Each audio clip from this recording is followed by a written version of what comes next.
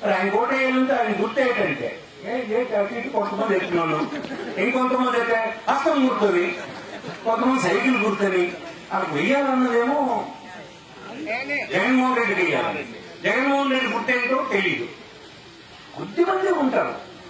ఇంతమంది మన అందరం వీరులు సైనికులు ఉన్నప్పుడు మనం ఏం చేయాలంటే అలాంటి ఒక్క ఓటు కూడా ఎక్కడ అలాంటి పొరపాటును కూడా పడలేకూడదు. అందుకోసం చెప్తూ ఉండాలి, ఎప్పుడైనా మన గుర్తు ఆయన రాని చెప్పు మాట్లాడాలి. అందుకోసం మన గుర్తు మనం నోరెప్పకుండా చెప్పగలిసినటువంటి గుర్తు మంది. ఇలా చెప్తా సార్. ఈవేళ పోటీ ఏంటంటే రెండు రాజకీయ పార్టీల మధ్యన ఉంది. ఇదేంటంటే ఒక తెలుగుదేశం ఒక 14 సంవత్సరాల పరిపాలన చూసాం. మనది వైఎస్ఆర్ పార్టీ 5 సంవత్సరాల పరిపాలన చూసాం. ప్రజలకి ఇందులో పెద్ద కన్ఫ్యూజన్ ఏముంది? పెద్ద కన్ఫ్యూజన్ కూడా లేదు. కొత్త పార్టీ రాలేదు. కొత్త పార్టీ ఎవరైనా వచ్చి నేను కొత్తగా వచ్చాను, నాకు ఒక అవకాశం ఇవ్వండి, వీళ్ళకంటే గొప్పగా చేస్తానని చెప్పడం లేదు. 14 సంవత్సరాలు చేసిన వ్యక్తే మళ్ళీ అడుగుతున్నాడు నాకు అవకాశం అని. 5 సంవత్సరాలు చేసినటువంటి వ్యక్తి నా పరిపాలన చూసి ఓటేయండి అని అడుగుతున్నాడు. అదే చూడమని చెప్పండి ఎవరికైనా. నువ్వు 14 సంవత్సరాల్లో నువ్వు కొన్ని మనం రాష్ట్రం అంతా వదిలేసే ఈ జిల్లాలో ఏం అభివృద్ధి చేశావు చెప్పు. నీకు ఎందుకు వేయాలి ఈ జిల్లా వాళ్ళు ఓటు? మన ఏదో పక్కన పెట్టారు. ఈ జిల్లా వాళ్ళు ఎందుకు ఓటు వేయాలి? 14 సంవత్సరాలు ముఖ్యమంత్రి ఉన్నావు కదా, నువ్వంటూ చెప్పుకునేది ఒక్కటి జిల్లాలో ఉందా? ఒక ఆస్తి నిర్మాణం ఎక్కడ ఉందా? రాజశేఖర రెడ్డి గారు వచ్చారు, ఇక్కడ హాస్పిటల్ ఇచ్చారు. రాజశేఖర రెడ్డి గారు వచ్చారు, అక్కడ యూనివర్సిటీ ఇచ్చారు. వంశధార ప్రాజెక్ట్ ఇచ్చారు. జగన్మోహన్ రెడ్డి గారు వచ్చారు, ఎక్కల దగ్గర పోస్ట్ ఇచ్చారు. బుడగట్లపాలెంలో ఫిషింగ్ హార్బర్ ఇచ్చారు. ఉదాహరణలో మంచినీటి స్కీమ్ ఇచ్చారు. ఇక్కడేమో పలాసలో హాస్పిటల్ కట్టారు. ఇంకా మన ఊర్లో స్కూల్ కట్టారా, హాస్పిటల్ కట్టారా, సెక్రటేరియట్ బిల్డింగ్ కట్టారా, ఒక సామాజిక భవనం కట్టారా, అవన్నీ పక్కన పెట్టి ఒక జిల్లాని అభివృద్ధి చెందిన జిల్లాల సరసన నిలబెట్టడానికి 14 సంవత్సరాలు నువ్వు పనిచేస్తున్న సందర్భంలో ఒకటి చేసి నేను ఇప్పుడు చెప్పగలవా? మళ్ళీ నీకు ఎందుకు వేయాలి జిల్లా ప్రజల ఓటు? అదే కదా మనం అడగాలి. మీ అందరూ ఎవరికి వెళ్ళినా అదే అడగండి. ఎందుకు వేయాలి నీకు ఓటు? చంద్రబాబుకి ఎందుకు వెళ్ళి ఆయన తరఫున పోటీ చేసిన వాళ్ళు మాత్రం ఎందుకు వేయాలి చెప్పుకోవడానికి లేదు అతనికి. ఎలా అయిందంటే నేను అభివృద్ధి చేశాను, ఈ అభివృద్ధి చేయలేదని చెప్పేస్తే నువ్వు అభివృద్ధి చేసినట్ట? నువ్వు చేస్తే చెప్పు, ఏం చేసావు చెప్పు. ఇవాళ జాతీయ స్థాయిలో ఇక్కడ ఉన్నటువంటి చాలా మంది ఎడ్యుకేటెడ్ ఉన్నారు. ఏ రాష్ట్రంతో పెర్ఫార్మెన్స్ ఏంటి, ఆ పరిపాలనలో ఆ రాష్ట్ర స్థితిగతులు ఎలా ఉన్నాయి, అభివృద్ధి ఎలా ఉందా అని అంచనా వేస్తారు. వేస్తే ఎలా ఉన్నాయంటే అందులో ఉన్నటువంటివి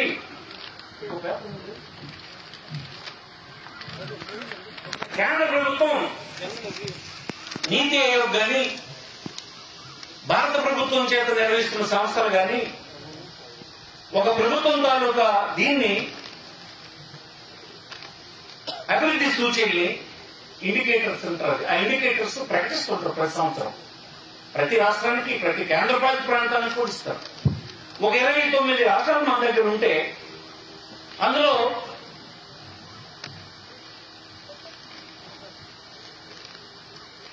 జిఎస్డిపి అంటారు. ఈ రాష్ట్రంలో జరిగిన ఉత్పత్తి అంతటినీ కలిపి అంచనా వేసి ఇంత ఉత్పత్తి జరిగింది, రకరకాల రంగాల్లో వచ్చినంత కలిపి ఒక అంకి వేస్తారు. వేస్తే టీడీపీ టైంలో దేశంలో ఈ రాష్ట్రం స్థితిగతులు స్థితి తీస్తే 22వ స్థానంలో ఉంది. అంటే 29 రాష్ట్రాలు ఉంటే చిన్న చితక కలిపి అందులో 22వ స్థానంలో ఉంది. ఏది ఈ డెవలప్మెంట్ ఛాంపియన్ చంద్రబాబు గారు నాయకత్వాన. అదే మంది వచ్చింది నెక్స్ట్ జగన్మోహన్ రెడ్డికి ఇచ్చారు. ఏమి తెలియని కుర్రాడు అని చెప్పారు. ఇతని టైంలో ఈ 22వ స్థానం ఉంది, 5వ స్థానానికి వచ్చింది. విషయాలు దాచిపడుతుంటాయి. వాళ్ళ అంశంలో ఉండే మీడియా దీన్ని ప్రజలకు తెలియనివ్వదు. ఇది మన రాష్ట్రం ప్రకటించింది కాదు, ఇది ఇన్ఫ్లుయెన్స్ చేస్తే అయిపోయింది కాదు. ఇది దేశంలో ఉండేటువంటి ప్రతి సంవత్సరం ప్రకటించినటువంటి లెక్కల ఆధారంగా సైంటిఫిక్ గా చేసినటువంటి క్యాలిక్యులేషన్ ప్రకారం అనౌన్స్ చేస్తారు. అయిందా? తలసరి ఆదాయం అంటే ఒక వ్యక్తికి ఉండేటువంటి ఆదాయాన్ని లెక్కేస్తారు. ప్రతి రాష్ట్రం కూడా తలసరి ఆదాయం ఎంత ఉంది, ఎంత ఎక్కువ ఆదాయం కలిగి ఉంటే ఆ జీవన ప్రమాణాలు అంత పెరిగి ఉన్నట్లు లెక్క అనమాట. దాంట్లో లెక్క తీస్తే 17వ స్థానంలో ఉంది మనది. ఎవరు? ఛాంపియన్ చంద్రబాబు గారి నాయకత్వం. జగన్మోహన్ రెడ్డి స్థానంలో ఎక్కడికి వచ్చింది తెలుసా? 9వ స్థానానికి వచ్చింది. 8 మెట్రిక్ ఒక్క 5 సంవత్సరాలు. ఇతను చెప్తుంటాడు నేను అలగెరుగు తీస్తాం నిలగెరుగు తీస్తామని అబద్ధాలు చెప్తుంటా. దేశం చెప్తుంది ఎవరి పరిపాలన ఏంటంటే. అందుకోసం ఎడ్యుకేటెడ్ అందరికి ఈ ప్రాంతంలో నివసిస్తున్నటువంటి ఎడ్యుకేటెడ్ ఉంటుంది. మీ అందరూ అనుకుంటున్నట్టుగా రాష్ట్రం పాడైపోలేదు. పాడు చేసిన రాష్ట్రాన్ని మెరుగు చేసే పని జగన్మోహన్ రెడ్డి చేసినాడని మీకు ఈ సందర్భంగా మనసిస్తున్నా. మీ ఇంట్లో చదువుకున్న పిల్లలు ఉంటారు, ఒకసారి మీరు కంప్యూటర్ ఓపెన్ చేయండి, ఈ సైట్ ఓపెన్ చేయండి, దేశంలో ఈ రాష్ట్రాల స్థితిగతులను ఓపెన్ చేయండి, చూడండి. మీరు ఓర్నే మా పట్ల కోపం పెంచుకోవద్దు అంటున్నాను. తెల్లవారితే ఈటీవీను ఏదైనా ఆంధ్రజ్యోతి వాళ్ళు చెప్పిన మాటలు వినేసి రాష్ట్రం పాడైపోయిందనంటే వాళ్ళకి స్వార్థం ఉంది. దానికి అవసరమైనటువంటి అనుమతులు రకరకాల ప్రభుత్వం నుంచి అందించాల్సిన సహకారం లేకదిస్తే 3వ ప్లేస్ లో ఉంది ఇది దేశంలో. తలసరి ఆదాయానికి వస్తే దేశంలోని నెంబర్ 1కి వచ్చేసింది తలసరి ఆదాయంతో జీడిపి. ఇట్లా మీరు ఈ ప్రభుత్వం రిమార్కబుల్ డెవలప్మెంట్ చేసిందని మీకు మనం చేస్తున్నాం. సీనియర్ మినిస్టర్ గా చెప్తున్నాడు. ఆయన మీకు తెలియని మాటలతో జనానికి నచ్చ చెప్పాలని చూస్తుంది. ఇప్పుడే పంకు ప్రసాద్ చెప్పాడు, వాడికి తెలిసింది క్లియర్ గా. అభివృద్ధి అంటే రోడ్డేసేది కాదు, రోడ్డు వేయాలి. అభివృద్ధి అంతటికి లక్ష్యం ఏంటి? ఫైనల్ గా కింద ఉండేటువంటి కుటుంబం కదా, కుటుంబం యూనిట్ కి వాళ్ళు ఎలా జీవిస్తున్నారు, వాళ్ళ స్థితిగతులు ఏంటి, వాళ్ళ అవసరాల పట్ల ప్రభుత్వం ఎలా ఉంది అని కదా చూడాలి ఫైనల్ గా. అదే కదా అభివృద్ధి అంటే. నువ్వు బ్రహ్మాండమైన బిల్డింగ్ కట్టి 45 అంతస్తులు, కానీ ఆ పక్కన ఉన్నటువంటి డ్రైన్ మీద పడుకొని అక్కడే నివాసం ఉండి దోమలు కుట్టి జబ్బులతో నలిగిపోతూ పడుకునే తిండి లేక కంటి నిండా కునుకు లేక భవిష్యత్తు ఏంటో అంధకారంగా కనిపించినటువంటి కుటుంబాలు ఉంటే అది అభివృద్ధి? ఈ మేడ చూసేసి బతికిమంటావా? కాదు చంద్రబాబు, ఈవేళ మీరు మారండి. మీరు ఎందుకు మారాలని చెప్తున్నానంటే అది కాదు అభివృద్ధి. అభివృద్ధి అనేది ఒక కుటుంబం. ఆ కుటుంబంలో ఉండేటువంటి పిల్లలు ఎలా చదువుకుంటున్నారు, ఆ చదువుకోవడానికి ఆ ప్రభుత్వం ఎలాంటి ఏర్పాట్లు చేసింది, ఇప్పుడే ఒక టీచర్ సోదరు చెప్పింది. ఆ కుటుంబం కడుపు నింపడానికి ప్రభుత్వం ఏం పెట్టింది? మీరు ఎవరిని పాలిస్తారయ్యా? పాలించడం ఏంటి ఉద్దేశంలో? ప్రజలను పాలించవా? ఏంటి పాలిస్తావు నువ్వు? పాలించే ప్రజలు ఆకలితో చస్తుంటే, పాలించే ప్రజలు వైద్యం లేకుండా చస్తుంటే, పాలించే ప్రజలు ఇల్లు లేకుండా చస్తుంటే నాకు గొప్ప పరిపాలన ఎవరికి అందించాలని చూస్తారు? మారాలి, మీరు మారాలంటున్నాను నేను. ఎవరి అధికారం అంటే ఏం పెద్ద కొంపూలిపోదు, కానీ ఈ ఆలోచనకు రాను ముందు. ఫస్ట్ పాలించాల్సిన ప్రజల అవసరాలు చూడడం ఎలా, వాళ్ళకి ఏం అవసరం కావాలని చెప్పి నాకు జైలు చేసావా? 32 లక్షల ఇళ్ల స్థలాలు ఇచ్చి 15 లక్షల ఇల్లు కట్టించాం. ఇల్లు కట్టించడం ఇల్లు కాదు, ఊళ్ళకు ఊళ్ళు కట్టించాం. ఈ ప్రభుత్వం రాకపోతే, జగన్మోహన్ రెడ్డి అనే కుర్రలు రాకపోతే ఈ 30 లక్షల మంది రోడ్ల మీద కదా ఉండాలి. అయ్యో 75 సంవత్సరాలు అయిన తర్వాత కూడా నా పరిస్థితిలో ఏమీ మార్పు రాలేదు. మా తాత ఎలా ఉన్నాడు, మా ముత్తాత ఎలా ఉన్నాడు అలాగే ఉన్నాం, మా తండ్రి ఎలా ఉన్నాడు ఈనాడగా ఉన్నాను, నా కొడుకు పరిస్థితి కూడా ఇంతేనా? కనీసం నేను చనిపోయే లోపు నాకు కార్లు అక్కర్లేదు, బంగారం అక్కర్లేదు, భూములు అక్కర్లేదు, డబ్బు అక్కర్లేదు. పొద్దంతా రెక్కలు ముక్కలు చేసుకుని రక్తాన్ని చెమటగా చిందించి ఇంటికి వచ్చి చాదా తీరుదాం అంటే ఒక పంచలేదే అని బాధపడేవాడు అవసరం తీర్చకుండా గొప్ప పరిపాలన ఏం చెప్పుకుంటావు? ఎవరు చేస్తాం పరిపాలన? ఇవన్నీ మీకు తెలియదు కాదు, మీరు చెప్పాలంటారు ఇతరులకి. మన ప్రభుత్వంలో గొప్ప విషయం ఏంటంటే పథకం ఇవ్వడం కాదు, పథకాలు అందుకోవడం. పథకాలు కొంతమంది చిన్నదో పెద్దవో చేశారు. పథకాలు అందుకోవడానికి గౌరవంగా అందుకునే పద్ధతి రావాలి. అందుకోసం చెప్తారు, dignity is more important than wealth. Dignity ఉండాలి, ఆ డిగ్నిటీ నువ్వు ప్రజలకు ఇవ్వాలి. ఈవేళ నువ్వు ఏ బీద కుటుంబాన్ని కలుపు, వాడు ఏ ఊర్లో ఎవరికి స్థలం పెట్టక్కర్లేదు, బానిసనని చెప్పక్కర్లేదు, తల ఉంచుకోక్కర్లేదు, భయపడక్కర్లేదు. ఎందుకు వచ్చింది ఆ ధైర్యం? వాడికి ఎవరిచ్చారా ధైర్యం? ఆ డిగ్నిటీ ఇచ్చింది వైఎస్ఆర్ ప్రభుత్వం అని ఈ సందర్భంగా మీకు మనం చేస్తుంది. ఇది మీరు ఆలోచించాల్సింది. ఏ పథకం ఇచ్చాడా, ఎవడో రెడ్డి మొక్క వేసాడో, బిస్కెట్ మొక్క, డిగ్నిఫైడ్ గా ఇచ్చే పద్ధతి రావాలి. ఆ డిగ్నిఫైడ్ పద్ధతిని తెచ్చినాం. అందుకే dignity is more important than wealth. నేను ఒక రాజ్యాంగం కింద అందరం సమానంగా బ్రతుకుతున్నాం అన్నటువంటి ఫీలింగ్ రావాలి. మా ప్రభుత్వం ఏ ఆపదన్నా ఉండదు అన్నటువంటి ధైర్యం ఇవ్వాలి. మా అందరికీ ఉన్న రాజ్యాంగం కింద అందరం పనిచేస్తామన్నటువంటి పద్ధతి ఉండాలి. అది ప్రభుత్వం. అది లేదు నీకు, అది ఉంది మాకు. ఇది ఈ రెండు ప్రభుత్వాల మధ్యన తేడా అని ఇక్కడికి వచ్చినటువంటి లీడర్స్ అందరికీ ఈ సందర్భంగా మాట్లాడుతున్నాం. అందరికి నచ్చటం. ప్రజాస్వామ్యంలో ప్రభుత్వాలతోటే మన జీవనం పరిస్థితులు ప్రమాణాలు పెరగడము తరగడము జరుగుతాయి. ఎలా పెరుగుతాయంటే చెప్పాను నేను ఇప్పుడు. మన పాలసీయే ప్రజల తాలూకా ఎజెండా తీసుకుని వెళ్ళడం. నీ ఎజెండా ఏంటి? తగ్గలేదు. నీకేం మళ్ళీ ఇప్పుడు ఇస్తే రాలేదు, మళ్ళీ అక్కడ ఓపెన్ చేసుకో దుకాణం. ఎక్కడ? రాజధాని అక్కడ.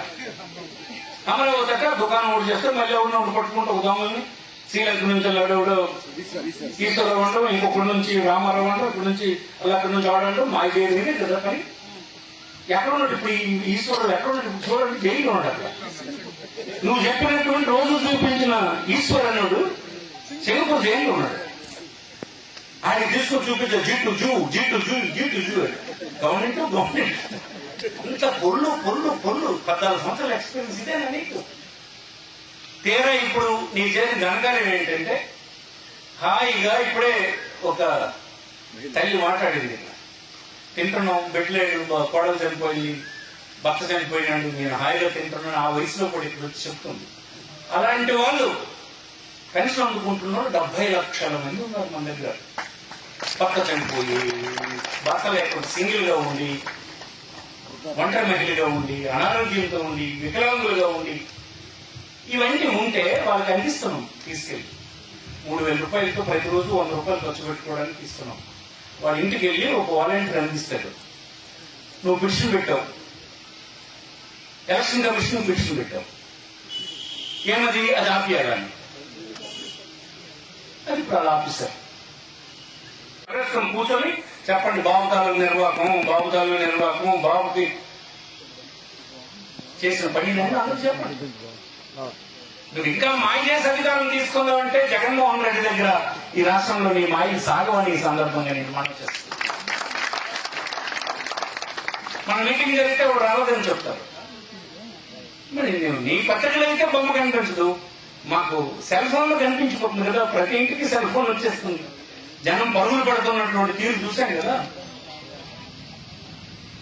రాష్ట్రంలో ప్రజలు దిశలు అయిపోయారు. అప్పుడే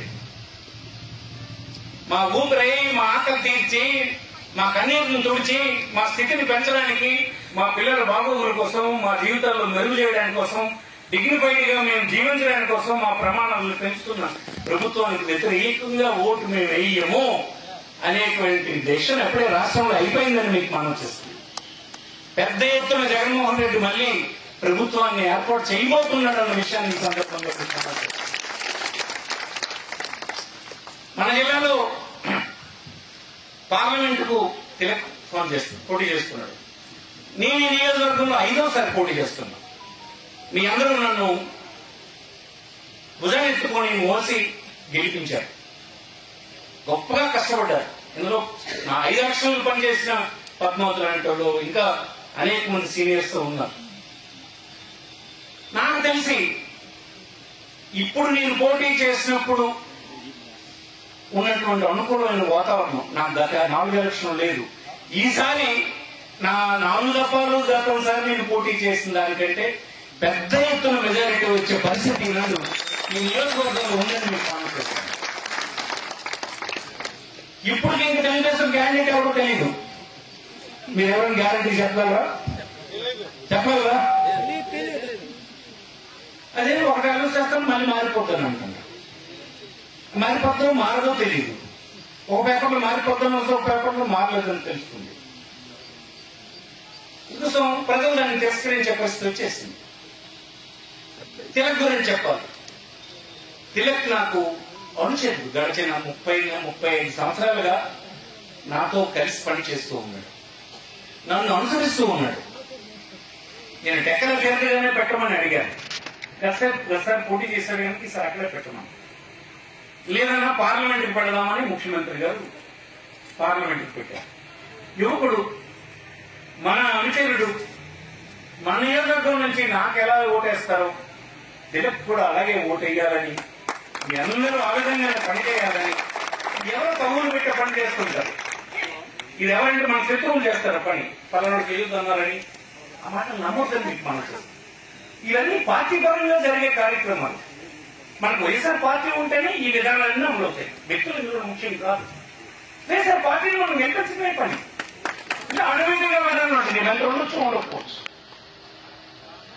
అందుకోసం పార్టీ ప్రాతిపదికన జరిగేవే ఈ విధానాలన్నీ. అందుకోసం పార్టీ పరంగానే మీ అందరూ ఉండాలని, అందరికీ నచ్చజెప్పాలని ఈ సందర్భం మనం చేస్తూ, మనం ఏమీ తప్పు చేయలేదు. ఇతర రాష్ట్రాలన్నీ మనకు అనుసరించేటువంటి స్థితిలోనే పరిపాలన చేశాం. ఇప్పుడు మన అపోజిషన్ కాదు ఇతరులను విమర్శించడానికి, మన రూలింగ్ లో ఉన్నాం. ఏం చేశామన్నదే చెప్పండి, ఎలా చేశామన్నది ఇతరుల కంటే బెటర్ గా చేశామన్నది ప్రజలు గుర్తించండి. అది వాళ్ళే సాక్ష్యం మనకి. ఇలాంటి పరిస్థితుల్లో మనం ఉన్నామని ఈ సందర్భం మనం చేస్తూ, ఇవాళ ఇదే సమయానికి ఇది అయిపోయిన వెంటనే ఒక కార్యక్రమం గ్రామంలో ఇంటింటికి వెళ్ళేది కూడా ముహూర్తం పెట్టుకున్నాం. బెంగళూరు అని పెట్టని గ్రామం పెట్టాం. ఆ గ్రామం కూడా అంతే, మనం గెలిచినాడు ఓడినాడు మూకమ్మడిగా ఊరంతా మనకు సపోర్ట్ చేసే పద్ధతి ఆ గ్రామంలో ఉంది. పెద్దలందరూ పార్టీ పెద్దలందరూ ఏం చెప్పారంటే ఆ ఊరు నుంచి మళ్లీ ప్రారంభిద్దామంటే అన్నారు. అందుకోసం అక్కడికే వెళ్లి ఇప్పుడు ఇంటింట ప్రచారం అనే 10 ఇళ్లకు వెళ్లి ఆ కార్యక్రమం ఇంటింటికి వెళ్ళి ప్రారంభిస్తాం. ఇంకా 3 ఇంకా అంత రాలేదు. ఎన్నికలు గట్టిగా పిలుచుకుని ప్రజలందరూ త్వరగా ఇన్వాల్వ్మెంట్ ఇంకా ఎక్కువ రాలేదు. ఇంకొద్ది టైం పడుతుంది. మనకు 20-25 రోజులు పడుతుంది. ఒకవైపు ఎండలు, సమయం చాలా ఎక్కువ ఉంది కనుక స్లోగా పికప్ అవుతుంది. ఈలోపు వార్డులో ఉండేటువంటి వాళ్ళు ప్యాచ్ వర్క్ అంతా చేసుకోండి. ఇవాళ ఎవరు రాలేదు, ఎందుకు రాలేదు, నిజంగా 12 రాలేదా, లేకపోతే సాయంత్రం అంతా లిస్ట్ తయారు చేస్తే అర్థం కాలేదు. నేను చెప్పాను, నేను ఒక మాట చెప్పండి, మనకి ఈ ప్రభుత్వం వస్తుంది, మళ్ళీ ఈ మిగిలి ఉన్నటువంటి పనులన్నీ మనం చేద్దామని చెప్పండి. ఇప్పుడే వెల్కొండరావు అనౌన్స్ చేశాడు కమ్యూనిటీ హాల్, అది ఎన్నికలు అయిపోయిన వెంటనే కడతాం. నేను ఎప్పుడు ఎన్నికల ముందు హామీలు ఇవ్వనప్పుడు అలా పనిచేస్తూ ఉండడమే, నిరంతరం ప్రజల కార్యక్రమాలు చేసుకుంటూ వెళ్ళడం, నిజాయితీగా ఉండడం అనే నిబద్ధతతో 40 సంవత్సరాలుగా నేను ఉన్నా. ఇప్పుడే మన లక్ష్మణారాయణ కూడా ఆ ప్రాంతంలో ఏదైతే అతను పంచాయతీ నుంచి ఈ డివిజన్ లో కలిసినటువంటి పార్టీకి డ్రింకింగ్ వాటర్ లేదని చెప్పాడు. దానికి కూడా పెద్ద ఎత్తున డబ్బు ఖర్చు పెడదాం. నెక్స్ట్ 5 వీక్స్ లో అవన్నీ పూర్తి చేద్దాం. ఈ పట్టణంలో ఉండే సదుపాయాలు ఇతర పట్టణాలు ఎక్కడ లేవు. ఇన్ని కార్పొరేషన్లు ఉన్నాయి కదా, మనకున్నంత నీరు ఇన్ని గంటలు కావాలంటే అన్ని గంటలు మంచినీరు ఇచ్చేటువంటి సదుపాయం రాష్ట్రంలో మొదటి స్థానంలో శ్రీకాకుళం ఉందని మీకు సందర్భంగా ఆయన వీధులు చూడండి, శానిటేషన్ ఎలా ఉంటుంది చూడండి, రాత్రి వెళ్ళండి లైట్లు ఎలా ఉంటాయి చూడండి, జిగ్గుమని అప్డేటెడ్ గా ఉంటుంది మన టౌన్. ఇవన్నీ నిరంతరం పనిచేసేటువంటి ప్రజాప్రతినిధులు, సిబ్బంది అందరం కలిసి పనిచేయడం అనే వాతావరణం ఉంది. ఇవన్నీ విషయాలు ప్రజలకి చెప్పాలని మీ అందరినీ కోరుతూ, ఇవన్నీ కార్యక్రమం ఎంత శ్రమపడి ఆర్గనైజ్ చేశారు. ఈవేళ మనకి ఉన్నటువంటి విషయాల్ని గుర్తించుకొని రేపటి మీటింగ్ ని మార్పులు చేయాలని, తిలక్ ని ప్రతిరోజు జరుగుతున్న మీటింగ్ తెలుసుకుని తిలక్ వచ్చేస్తూ ఉండాలని 50 డివిజన్లు ఉన్నాయి ఇక్కడ మాకు 50 రోజులు చేస్తాం ఆ పనులు. అంటే ఒక కొద్ది రోజులు పోయిన తర్వాత రోజు 2 చేస్తాం, ఉదయం ఒకటి సాయంత్రం ఒకటి. ఇప్పుడు ఒక 4 రోజులు మాత్రం రోజుకు ఒక్కొక్కటి చేస్తాం. రేపేమో దండి వీధి చేస్తున్నాం. నా పార్టీకి లీడర్స్ అందరూ రండి, ఆ ప్రాంతంలో ఉండేటువంటి విషయాలన్నీ మనకు తెలుస్తాయి. సరదాగా ఒక గంట కూర్చోండి, అందరూ అలవాటు చేసుకోండి. ఎవరు తిరుగుబడి ఉంటారు ఒకసారి అక్కడికి వచ్చి. అంటే మీకు ఎన్నికల దొందే తప్ప అంటే ఇదేంటి అది ఆపేస్తారు అందరూ ఆఫీసర్ ఎప్పుడే ఆగిపోయినాయని రావాలి. ఆపేయడానికి కారణం నువ్వని తెలిస్తే మీ కార్యకర్తలు చెమటలు ఊడగొడతారు. అక్కడ ఉన్నటువంటి ప్రజలు ఈ సందర్భంగా నేను మనవి చేస్తాను. ఎందుకు ఆపింది ఎన్నికల కమిషన్? నువ్వు చెప్పు. నువ్వు పెట్టలేదా పిటిషన్? ఇది ఆపిమని నువ్వు పెట్టలేదా పిటిషన్? ఆపించినావు. ఈ 70 లక్షల మంది ఈవేళ ఎక్కడికి వెళ్ళాలో వాళ్ళకి తెలియదు. ఎందుకంటే గడిచిన 4 సంవత్సరాలుగా వాళ్ళ ఇంటి దగ్గర తలుపు కొట్టి సూర్యోదయం కాకముందే అందించే పని చేస్తారని చెప్తుంది కదా. 80 సంవత్సరాలు 90 సంవత్సరాలు తెలియజేస్తుంది. రేపు ఎక్కడికి వెళ్ళాలో వాళ్ళకి తెలియదు. ఆయన వెళ్ళగలదా? ఆ ఆఫీస్ ఎక్కడో తెలియదు. ఎండంట ఒకడు చేపట్టుకుని తీసుకెళ్ళి నించుకోండి ఎవడు ఉండడు. అందుకోసం కదా అది పెట్టాము. ఇది లేకుండా నువ్వు చేశావు. పార్టీ లీడర్స్ అందరికీ తెలిసేటట్టుగా